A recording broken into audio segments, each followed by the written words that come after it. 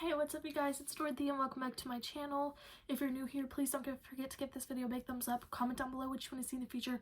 Click that subscribe button and turn on my post notifications. That way you guys get notified every single time I upload a video. I'm trying to film a few videos before the storm that's coming gets really bad, so bear with me with all of this. In today's video, we're going to go into Chapter 4, Part 1 of One of Us is Lying by Karen McManus. Pretty sure that's the author. Yeah, Karen McManus, I am right. So anyways, let's get right into this video. This video may contain sensitive topics and foul language. If you do not wish to continue, please click off of the video now. You have been warned. Chapter 4, Addie. Thursday, September 27th, 7:30 p.m. Yeah. Sorry, my mom knocked on my door. Anyways, Chapter 4, Addie, Thursday, September 27th, 7:30 p.m. I should be doing homework before Jake stops by, but instead I'm sitting at the vanity in my bedroom, pressing fingers to the skin at my hairline. The tenderness on my left temple feels as though it's going to turn into one of those horrible, oversized pimples I get every few months or so. Whenever I have one, I know it's all anyone can see. I'll have to wear my hair down for a while, which is how Jake likes it anyway. My hair is the only thing I feel 100% confident about all this time.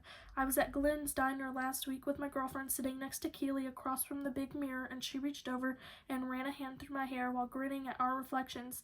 "Can we please trade just for a week?" she said. I smiled at her, but I wished I was sitting on the other side of the table. I hate seeing Keely and me side by side. She's so beautiful, all tawny in skin, long eyelashes, and Angelina Jolie lips. She's a lead character in a movie, and I'm the generic best friend whose name you forget before the credits even start rolling. The doorbell rings, but I know better than to expect Jake upstairs right away. Mom's going to capture him for at least 10 minutes. She can't hear enough about the Simon situation, and she talked about today's meeting with Officer Budapest all night if I let her. I separate my hair into two sections and run a brush along each length. My mind keeps going back to Simon. He'd been a constant presence around our group since freshman year, but he was never one of us. He had only one real friend, a sort of goth girl named Janie. I used to think they were together until Simon started asking out all of my friends. Of course, none of them ever said yes, although last year, before she started dating Cooper, Keely got super drunk at a party and let Simon kiss her for 5 minutes in a closet. It took her ages to shake him after that. I'm not sure what Simon was thinking, to be honest. Keely has one type, jock. He should have gone for someone like Browen. She's cute enough in a quiet kind of way with interesting gray eyes, and her hair would probably look great if she ever wore it down. Plus, she and Simon must have tripped over each other in honors classes all the time, except I got the impression today that Browen didn't like Simon much, or at all. When Officer Budapest talked about how Simon died, Browen looked, I don't know, not sad. A knock sounds at the door, and I watch it open in the mirror. I keep brushing my hair as Jake comes in. He pulls off his sneakers and flops on my bed with exaggerated exhaustion, arms splayed at his sides. "Your mom's wrung me dry," adds. "I've never met anyone who can ask the same question so many ways." "Tell me about it," I say, getting up to join him. He puts an arm around me, and I crawl into his side, my head on his shoulder and my hand on his chest. We know exactly how to fit together, and I relax for the first time since I got called into Principal Gupta's office. I trail my fingers along his bicep. Jake's not as defined as Cooper, who's practically a superhero with all the professional level working out he does, but to me he's the perfect balance of muscular and lean, and he's fast, the best running back Bayview High seen in years. There's not the same feeding frenzy around him as Cooper, but a few colleges are interested, and he's got a good shot at a scholarship. "Mrs. Keller called me," Jake says. My hand halts in progress up his arm, and I stare at the crisp blue cotton of his t-shirt. "Simon's mother? Why?" "She asked if I'd be a pallbearer at his funeral. It's gonna be Sunday," Jake says, his shoulders lifting in a shrug. I told her sure. Can't really say no, can I? I forget sometimes that Simon and Jake used to be friends in grade school and middle school before Jake turned into a jock and Simon turned into whatever he was.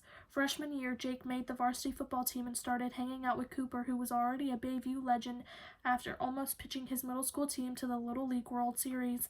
By sophomore year, the two of them were basically the kings of our class, and Simon was just some weird guy Jake used to know. I half think Simon started about that to impress Jake. Simon found out that one of Jake's football rivals was behind the anonymous sexting harassment of a bunch of junior girls and posted it on the app called After School. It got tons of attention for a couple of weeks, and so did Simon. That might have been the first time anyone at Bayview noticed him. Jake probably patted him on the back once and forgot about it. Simon moved on to bigger and better things by building his own app. Gossip as a public service doesn't go very far, so Simon started posting things a lot pettier and more personal than a sexting scandal. Nobody thought he was a hero anymore, but by then they were getting scared of him, and I guess for Simon that was almost as good. Jake usually defended Simon, though when our friends got down on him for about that, it's not like he's lying. He'd point out, "Stop doing sneaky shit and it won't be a problem." Jake can be pretty black and white, and his thinking sometimes easy when you never make a mistake. "We're still headed for the beach tomorrow, right, if that's okay?" He tells me now, winding my hair around his fingers. He says it like it's up to me, but we both know Jake is in charge of our social life. "Of course," I murmur. "What's going on?" Or who's going? "Don't say TJ. Cooper and Keely are supposed to go, although she's not sure he's up for it. Louise and Olivia, Vanessa, Tyler, Noah, Sarah. Don't say TJ. And TJ. I'm not sure if it's my imagination or if TJ, who used to be on the outskirts of our group as the new kid, has started working his way into the center right when I'd wish he'd disappear altogether. Great, I say blandly, reaching up and kissing Jake's jawline. It's the time of day when it's a little scratchy, which is new this year. "Adelaide," my mother's voice floats up the stairs. "We're heading out." She and Justin go somewhere downtown almost every night, usually restaurants, but sometimes clubs. Justin's only 30 and still into the whole scene. My mother enjoys it almost as much, especially when people mistake her for being Justin's age. "Okay," I call as the door slams. After a minute, Jake leans down to kiss me, his hand sliding under my shirt. A lot of people think Jake and I have been sleeping together since freshman year, but that's not true. He wanted to wait until after junior prom. It was a big deal. Jake rented a fancy hotel room that he filled with candles and flowers and bought me amazing lingerie from Victoria's Secret. I wouldn't have minded something a little more spontaneous, I guess, but I know I'm beyond lucky to have a boyfriend who cares enough to plan every last detail. "Is this okay?" Jake's eyes scan my face. "Or would you rather just hang out?" His brows raise like it's a real question, but his hands keep inching lower.